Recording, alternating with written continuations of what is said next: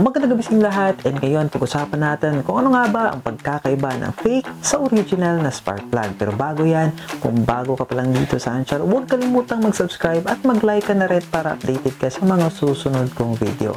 So sa dami-dami ng mga napepeke ngayon, isa ang spark plug sa mga napepeke. And dapat alam natin kung ano ang pagkakaiba ng fake sa original na spark plug. And guys, pag-usapan natin ang performance differences as well as physical differences ng fake sa original na spark plug. So itong nakita nyo ngayon, itong nasa right ko, which is nasa left siguro ninyo, ito yung fake. Basta ito yung bagong spark plug, ito yung fake, and itong luma, ito yung original. So kung itatabi natin silang dalawa, wala talaga silang pagkakaiba aside sa color. So pero kung titignan nyo guys yung nakasulat in JKR, ayan, so itong original is mas darker ang kanyang sulat compared dito sa fake. Kasi itong fake is para siyang faded. Even pareha sila ng kulay, okay, kulay blue, pero yung fake is faded and yung original is dark yung pagkasulat. So hindi lang dito sa NJK, dito rin sa code na CPR6. Ayan, kung titignan nyo ng maigi, I hope na kita to sa video. CPR6 is faded yung kanyang sulat compared sa original. Itong original is napaka-ayos ng sulat, wala siyang nagsispill, okay, and dark yung sulat. So isa yan sa mga indikasyon na fake ang spark plug na nabili mo kapag yung sulat niya is fake. So para matansya nyo, dalhin nyo yung original na spark plug niya. So ito yung isa sa mga physical differences na tinutukoy ko. Pangalawa guys is yung tip, right? So itong tip natin, itong original is parang curve or naka-perfect C. Hindi naman perfect, basta yung curve niya is perfect. Pero compare nyo dito sa fake, yung fake natin is parang hindi siya C, para siyang L na nakabaloktot. So yan yung mga physical differences na napapansin natin dito. So dito din sa kanyang hex, dito sa fake is may nakalagay na code, yung CPR6, pero Japan. Okay, Japan yung nakasulat.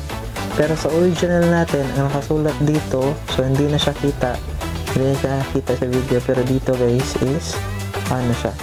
In JK. So walang Thailand o Japan na nakasulat. Ang nakasulat dito is in JK. So yun yung pagkakaiba ng fake sa original na spark plug. So ngayon, dumako naman tayo sa kanyang performance. So itong isang to, itong fake na to is na-try ko na to sa motor ko. Ang napansin ko is pag binabad mo siya sa mga high RPM, like mga nasa 8,000 RPM, nawawalan siya ng power. Parang namamatay yung motor mo, pero hindi naman siya namamatay. Para lang nabibilaukan or nawawala ng power na akmang mamamatay. So yun yung napansin ko sa performance issue ng fake na spark plug. Pero pagdating naman sa low RPM, like nasa mga 5,000 below, wala namang pagkakaiba sa original. Pero pag binabad mo talaga siya sa high RPM, doon mo mapapansin na fake yung spark plug na nabili mo, kasi nga wala siyang power or namamatay or nawawala ng power sa high RPM. So itong fake pala guys is resistorized. So ayan, R is means resistorized. So pag FI yung motor mo or fuel injected, mas recommended talaga na bumili or gumamit ka ng spark plug na resistorized. Mas safe yung resistorized na spark plug kaysa